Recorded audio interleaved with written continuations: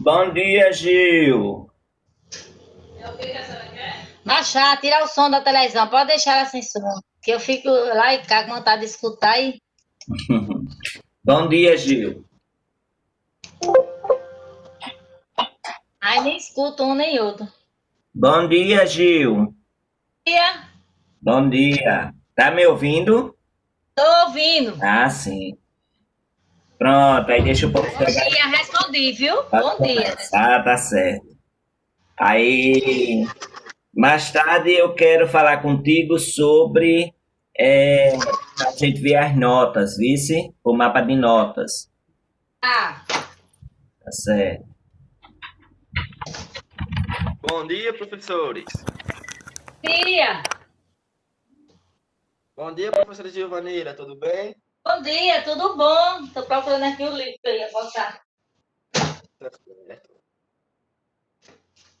A gente como é que se arrume mais da fica? Oitavo, oitavo, cadê o oitavo?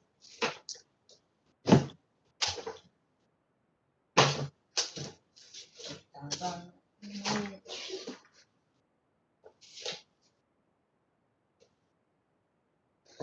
Olha, a gente vai dar continuidade, né? Porque já fiz a revisão, já fiz exercício de revisão. Então, hoje é assunto, a continuidade do que eu comecei a semana passada.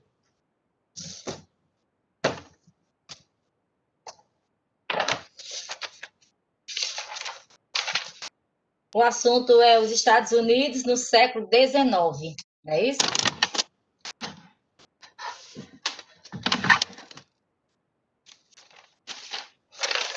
Então, vou fazer a leitura. Quando for o exercício, aí vou terminar a leitura que eu comecei. Eu parei.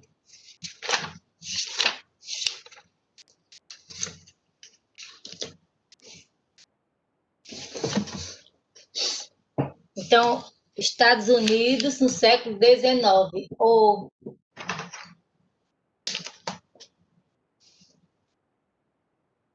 nas décadas seguintes à independência norte-americana, ocorrida em 1776, os colonos avançaram sobre territórios vizinhos, tomando-os pela força das armas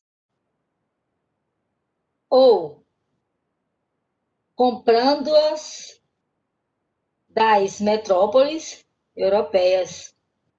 Em menos de um século, transformaram-se numa potência continental, ocupando uma região que ia do Oceano Atlântico ao Pacífico. Na chamada Conquista do Oeste, os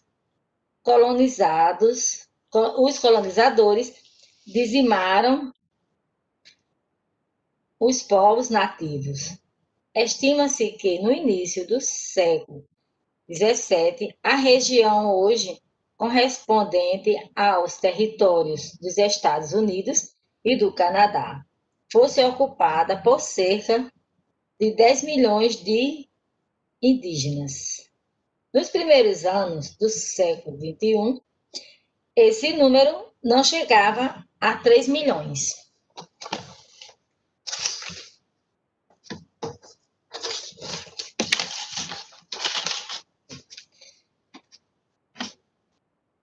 Na chamada, não chegava a 3 milhões. Aí vem a expansão e o destino manifesto. Os governantes dos Estados Unidos incentivando a vinda para ocupar provavelmente as terras ao sul e ao oeste. Desta forma, o intenso fluxo migratório vindo principalmente da Europa multiplicou rapidamente a população estadunidense, de 2,4 milhões em 1775. Ele chegou a mais de 7 milhões Em 1820, saltando para de 90 milhões em 1890. Em 1803, o governo estadunidense estabeleceu seu domínio sobre a Louisiana, comprada da França, sobre a Flórida, e em 1819, comprada da Espanha, sobre a região norte do México, após vencê-lo na guerra em 1848. E, finalmente, sobre o Alasca, comprado da Rússia em 1867. O Havaí foi incorporado em 1959, tornando-se 50% Estado membro dos Estados Unidos da América. Autoestímulo para a ocupação dos territórios a oeste foi a descoberta de ouro da Califórnia, atraindo um imenso fluxo da população. Os pioneiros, além dos diversos incentivos governamentais, também contaram com a expansão da ferrovia, cuja rede soltou de 14 mil quilômetros em 1865 para 140 mil quilômetros em 1914. A expansão territorial, o crescimento demográfico e o rápido desenvolvimento econômico dos Estados Unidos foram interpretados pelo estadunidense como a prova de um destino glorioso, traçado por Deus. Essa crença ainda muitos presentes naquela sociedade contemporânea é conhecida como doutrina do destino manifesto. Então, isso aqui é a primeira parte, né? Essa aqui é a primeira parte que a gente está vendo, os Estados Unidos no século XIX. Então, o começo foi sobre a conquista do Oeste, né? Dos colonizadores, que dizimavam os povos nativos, né? E aí, agora a gente está vendo a expansão e o destino do manifesto.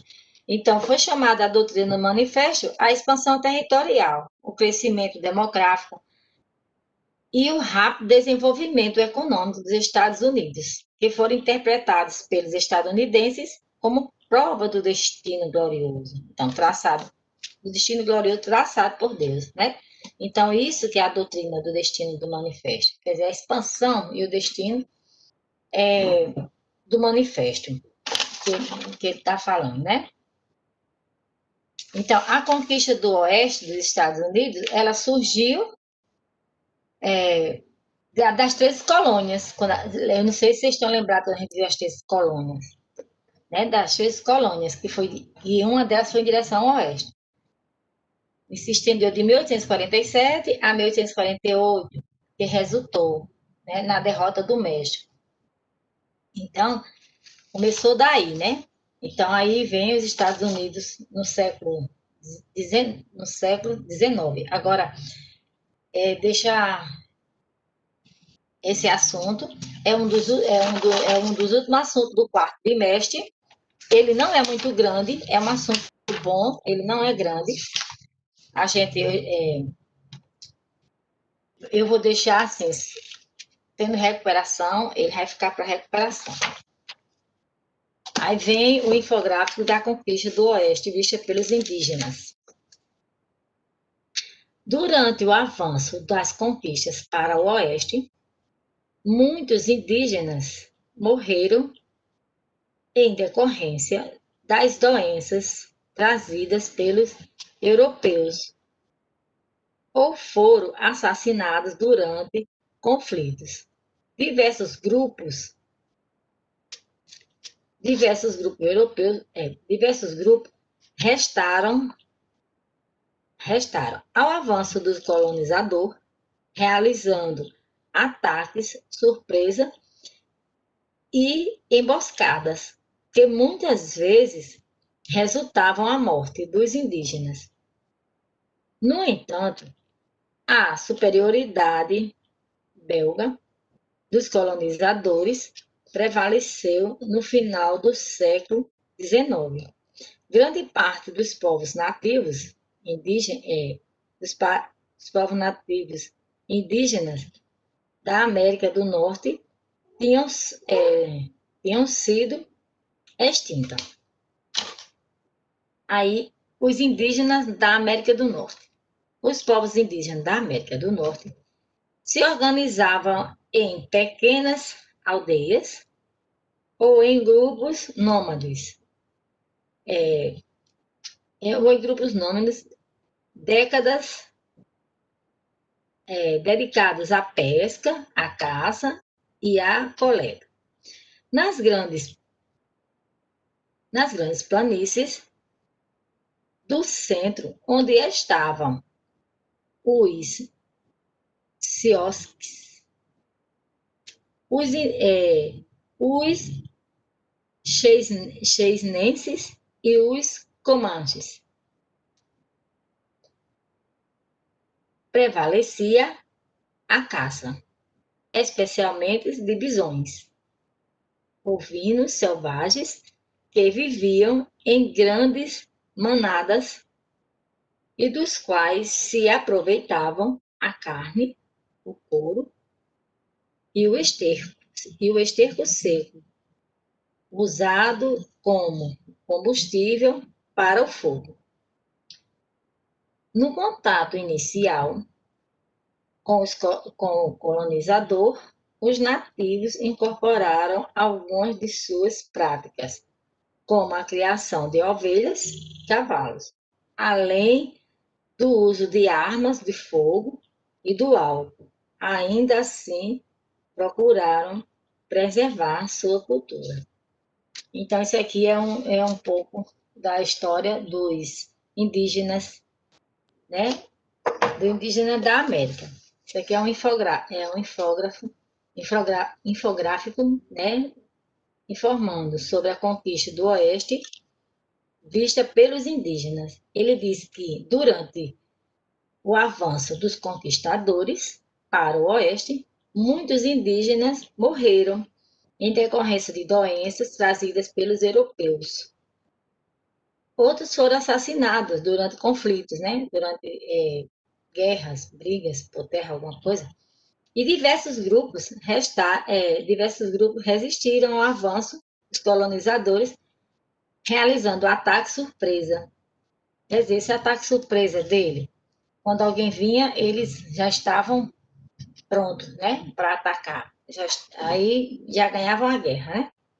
E a emboscada, que muitas vezes resultaram na morte dos inimigos. No entanto, a superioridade bélica dos colonizadores prevaleceu no final do século XIX. Grande parte dos povos nativos indígenas da América do Norte tinha sido extinta. Então, muitas extintas, né? Muitos índios não resistiram, outros se acabaram devido a essas guerras, a esses conflitos. Aí vem aqui, os indígenas da América do Norte. Os povos indígenas da América do Norte se organizavam em pequenas aldeias ou em grupos nômades, dedicados à pesca, à caça e à coleta.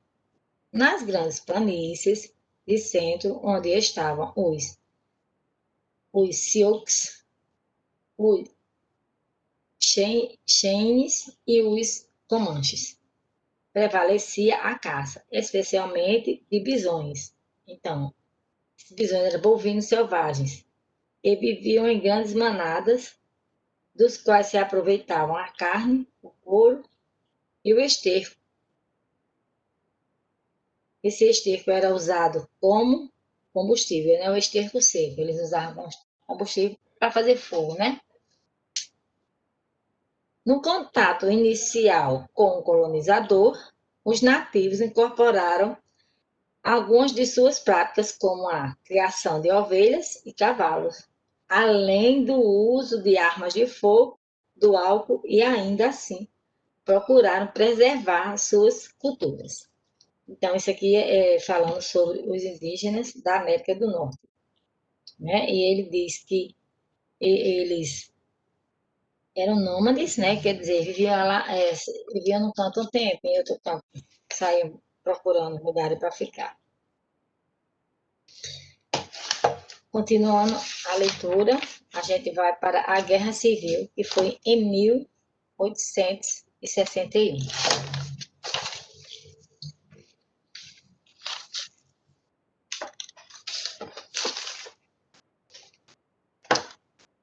A Guerra Civil. A colonização dos Estados Unidos não se deu de maneira uniforme enquanto o Norte desenvolvia uma economia baseada na natureza e no comércio.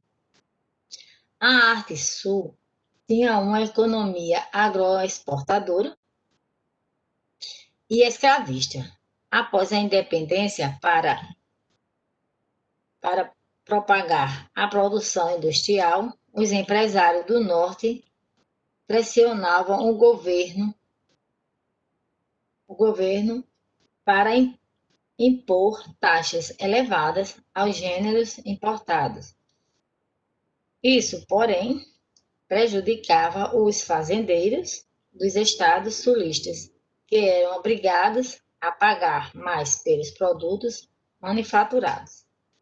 Na segunda metade do século XIX, as divergências políticas entre os estados sulistas, que apoiavam a escravatura e o livre comércio, e os nortistas, que apoiavam a abolição e o protecionismo, acabaram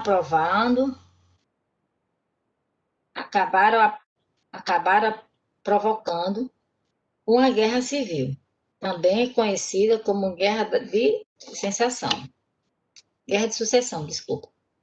O estopim do conflito foram as eleições presidenciais de 1850.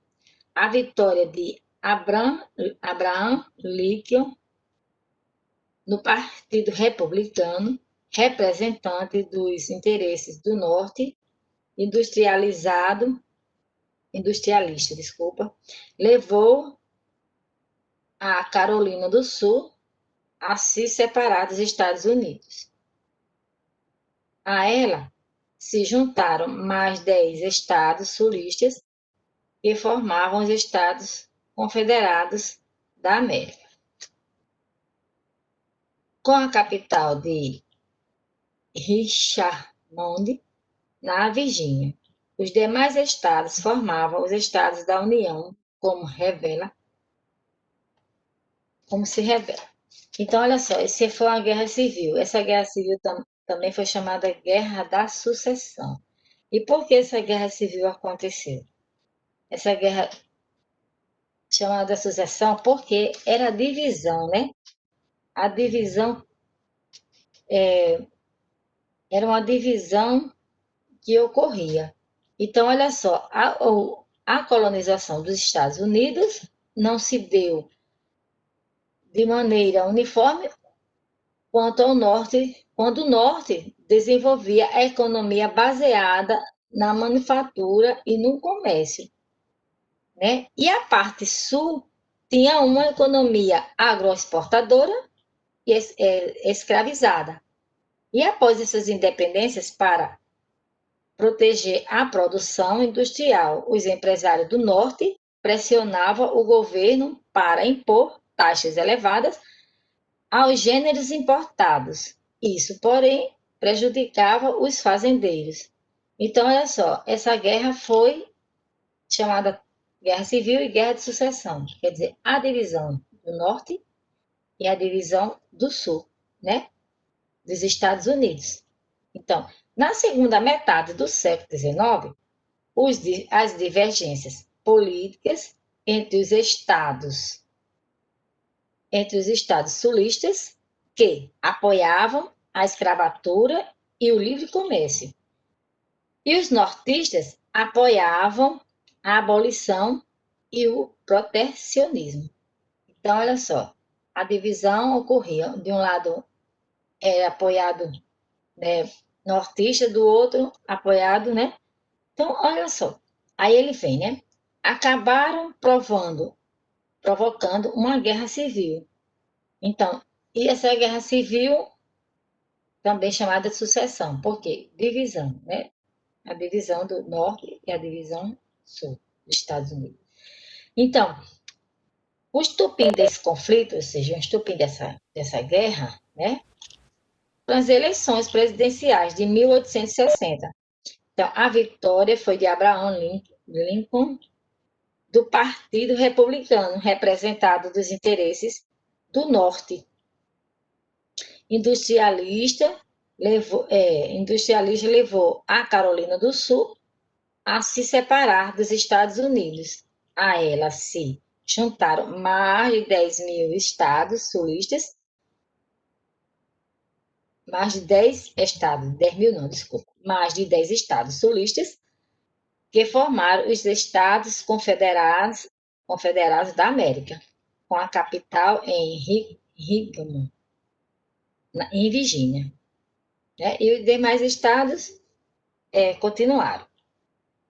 Então, isso foi a Guerra Civil ou Guerra da Sucessão dos Estados Unidos, ou seja, a divisão, né, norte e a divisão do sul dos Estados Unidos. Mas aí terminou com a vitória, né, de Richard, né?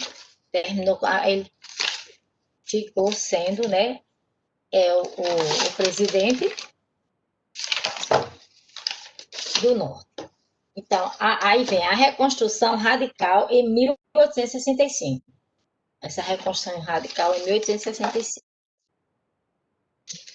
Então, ele diz: após o término da Guerra da Sucessão, durante um curto período que ficou conhecido como reconstrução radical, grupos contrários à segregação radical procuraram construir uma nação mais democrática, com projeto de integração dos negros à sociedade estadunidense, por meio da educação, da distribuição de terra e da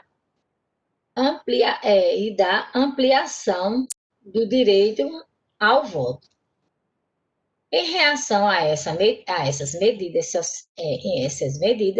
sociedades secretas violentas e racistas, como os Cavaleiros da Camélia Branca e o Ku Klux Klan, passaram a atacar e atemorizar os libertos que apoiassem a equiparação civil entre brancos e negros.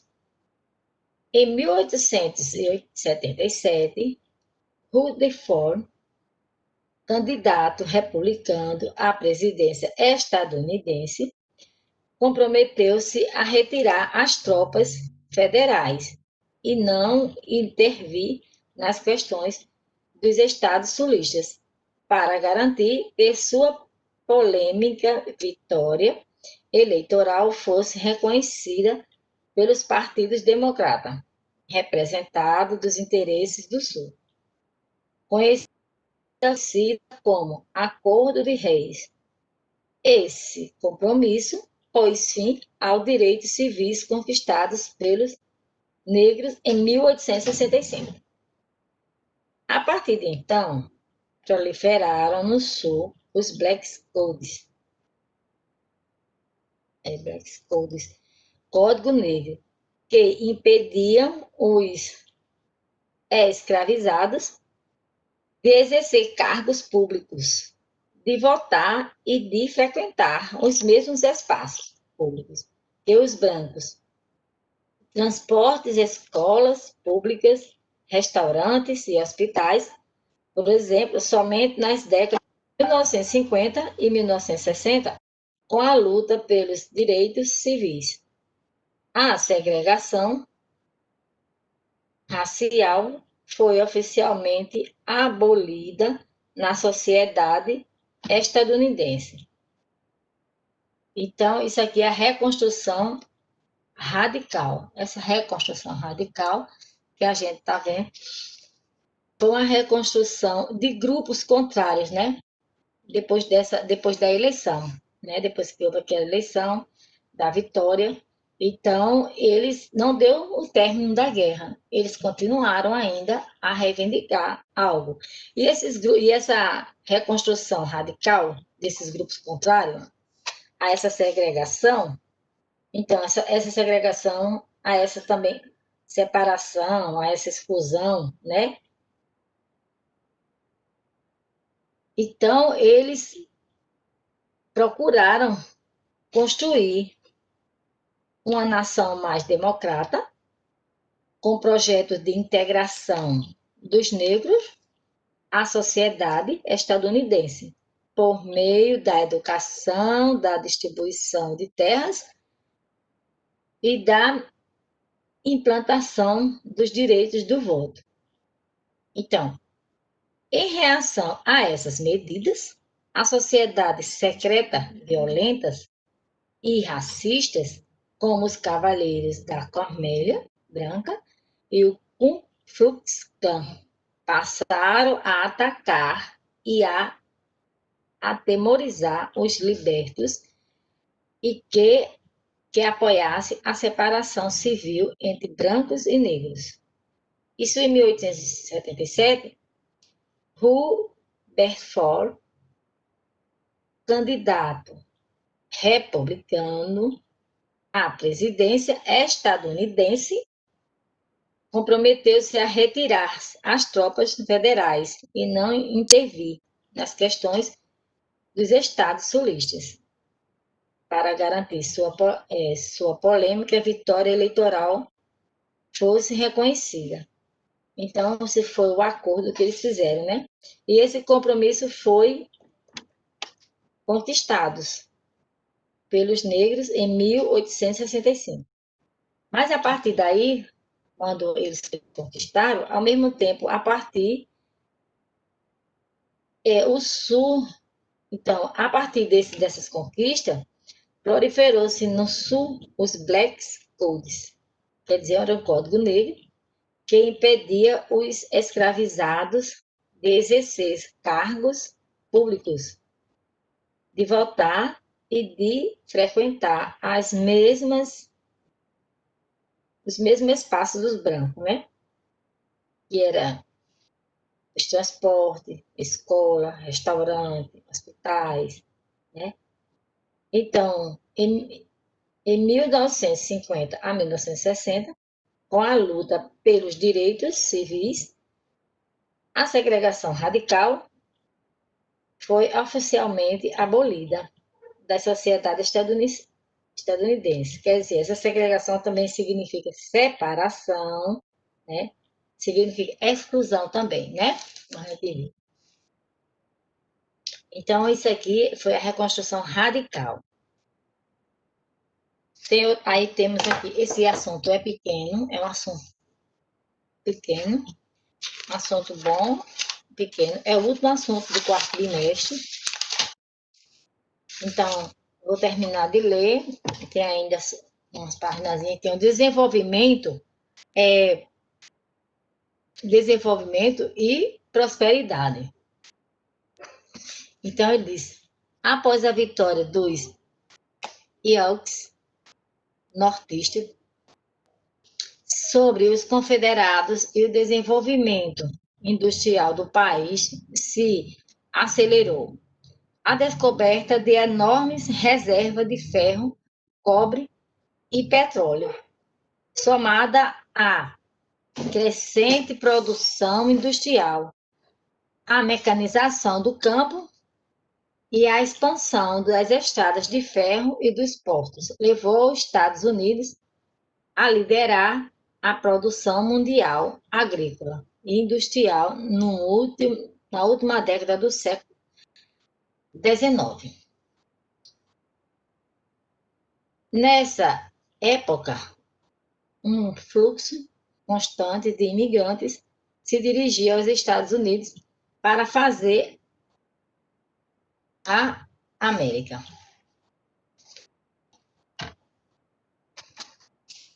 Para continuar crescendo, porém, era preciso encontrar novos mercados, tanto dentro quanto fora do país.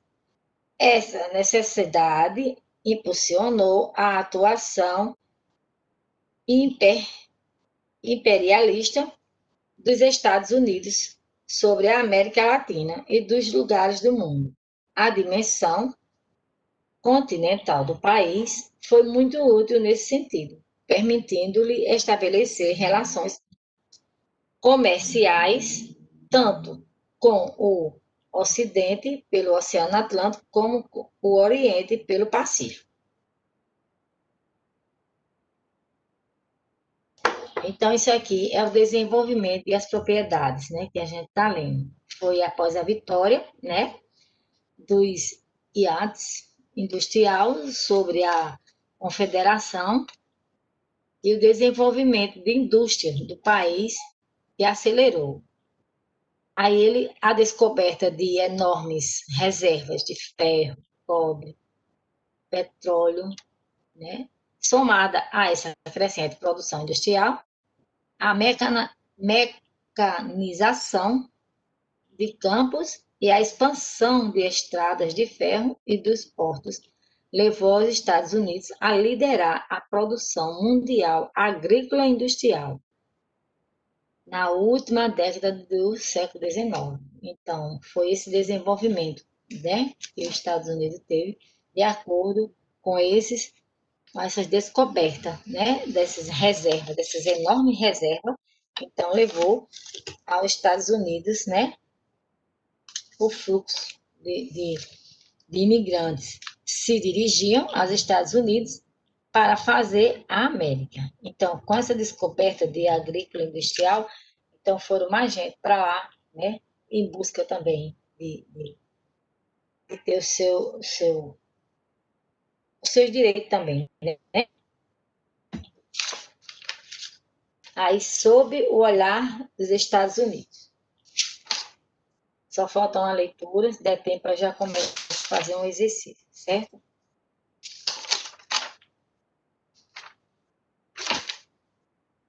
Então, sob o olhar dos Estados Unidos. Atualmente, em pleno século XXI, não é exagero afirmar que doutrinas dos destinos manifestos, muitos divididas na década de 1840, ainda se faz presente na pública econômica e militar estadunidense. Conforme veremos, a geografia pode nos ajudar a entender melhor o geopolítico atual dos Estados Unidos. O texto descrito pelo geógrafo Nelson Beck-Olin. Então, ele diz sob o olhar dos Estados Unidos. Ele quer dizer que atualmente ainda existe. Ele afirma que a doutrina do destino do manifesto ainda está presente nos Estados Unidos. A partir que ele disse que desde a década de 1840 ainda se faz presente essa doutrina, né? Então, o país ainda se mantém na vanguarda dos avanços e inovações em áreas estratégicas como ciência e tecnologia, e seu peso na economia global ainda é enorme. Então, isso aqui é o sob o olhar dos Estados Unidos. Aqui ele diz assim: desde o fim da guerra, fria, em 1991, os Estados Unidos se consideram como a maior potência militar do mundo. Em 2017, os gastos militares mundiais somaram um total de 1,68 trilhões de dólares, sendo que os Estados Unidos gastaram 35% deste total. Então, ele está dizendo que desde o fim da Guerra Fria, né, até 2017, os Estados Unidos continuam sendo a potência, né, de lá. Aí tem o imperialismo estadunidense na América Latina. Deixa eu ver um pouquinho de água aqui.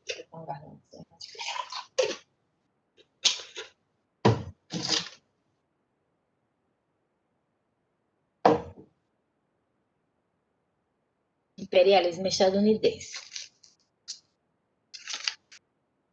As principais intervenções estadunidenses na América Latina destacam-se a partir de 1823, quando os Estados Unidos se opuseram à Santa Aliança por meio da doutrina Monroe, sintetizada na frase "A América para os americanos". Décadas mais tarde, o presidente Theodore Roosevelt, em 1901 a 1909, aprovou um documento chamado Corolário Roosevelt, no qual se dispunha a intervir em país caso achasse os seus interesses estivessem ameaçados. Essa declaração, voltada especialmente para a América Latina, fez com que a atuação externa norte-americana ficasse conhecida como a política de Big Stick, quer dizer, grande porrete.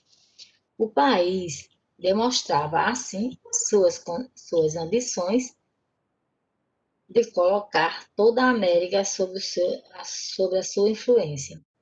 Ampliação do mercado. Situação que acabou por se efetivar no final do século XIX e durante o século XX. Nesse período, os Estados Unidos realizavam diversas intervenções militares na região do Caribe, na América Central e nas ilhas do Pacífico. Essa ampliação de poder internacional levou, por exemplo, a apoiar a independência do Panamá em reação à Colômbia, em troca de um acordo em 1903, pelo qual arrendaram a zona do Canal do Panamá, única passagem existente na região, ligando os oceanos Atlântico ao Pacífico. Somente em 1999 ocorreria a devolução autônoma,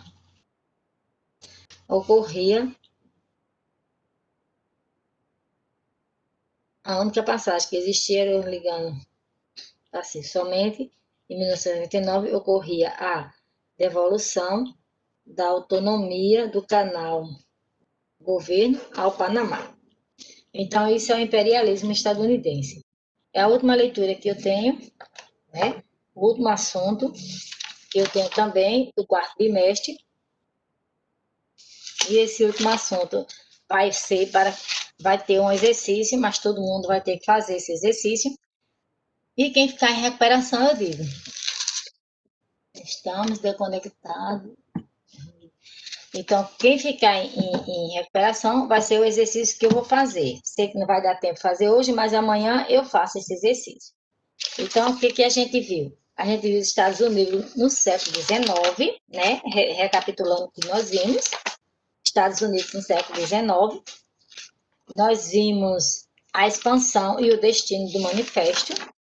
Nós vimos a conquista do Oeste pelos indígenas, a Guerra Civil de 1861 a 1865, a reconstrução radical e desenvolvimento sob o olhar dos Estados Unidos e o imperialismo estadunidense.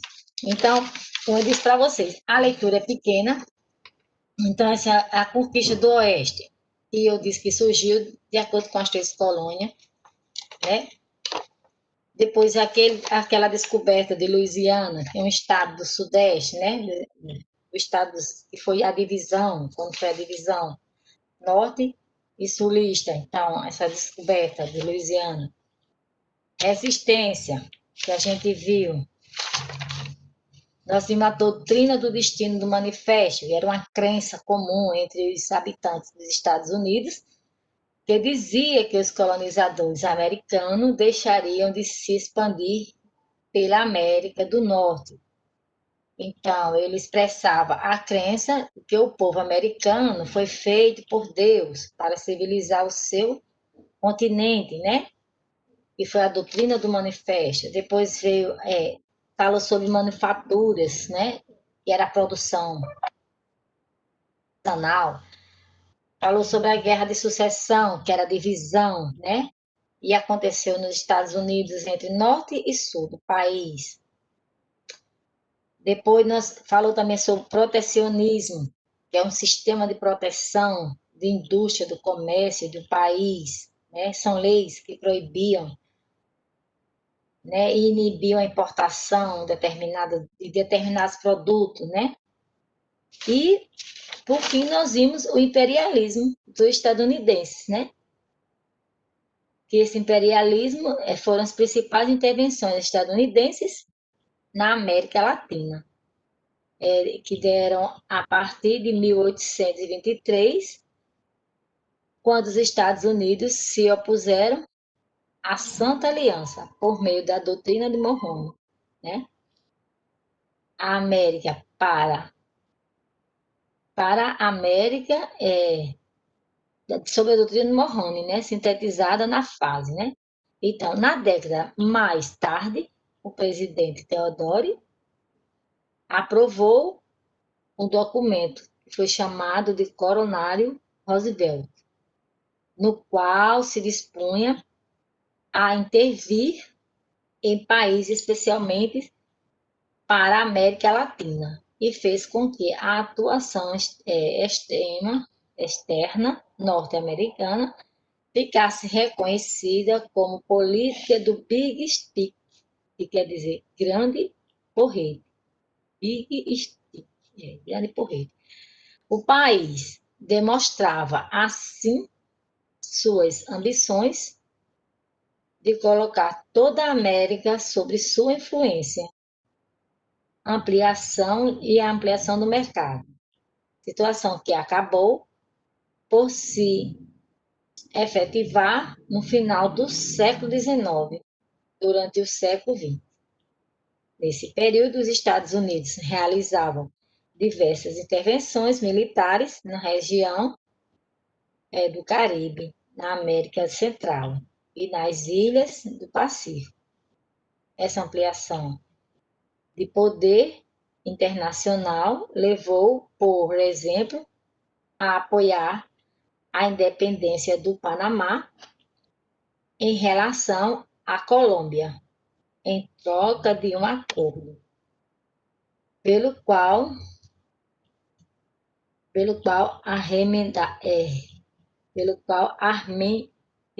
arrendaram a zona do central do Panamá. Então, esse acordo, certo, arrendar foi obter a sucessão provisória do uso mediante do pagamento. Então, olha só, como eu estou falando para vocês, termina aqui essa leitura. Foi um assunto pequeno, né? E esse assunto é muito bom e vai ser assunto de quem ficar em recuperação. Mas aí a próxima aula, amanhã, eu vou fazer só o exercício dele. A gente faz exercício e a gente esse exercício vai ser guardado. Para uma necessidade, se for para quem ficar em recuperação. Então, aqui, aí, como eu já falei para vocês, a revisão, já dei aí né, a recapitulei, né? Conquista do Oeste, a descoberta, né? O Golfo do México, sim, sobre o México. É o maior golfo do mundo, né? Cercado por terras americanas. Falei sobre a doutrina do manifesto, a guerra de sucessão, que foi a divisão, e aí termina. E aí, quando for amanhã, eu faço o exercício. Viu? Só falta 2 minutos. Não adianta nem a gente aprontar o nosso caderno. Então, amanhã a gente já apronta e bota o exercício. Deixa eu marcar aqui, viu? Hoje são 23.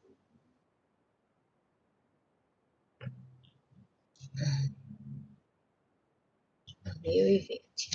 Pronto. Aí amanhã a gente faz o exercício. Se Deus quiser, e Ele quer.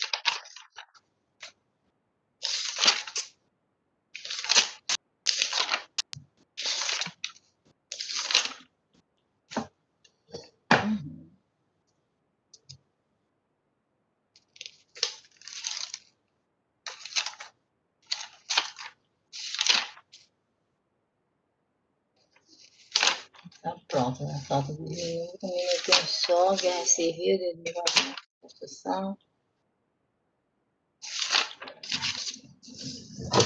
Ai, gente, foi um assunto pequeno, muito bom. Vocês. Maria Romero, eu vou tomar uma aguinha aqui.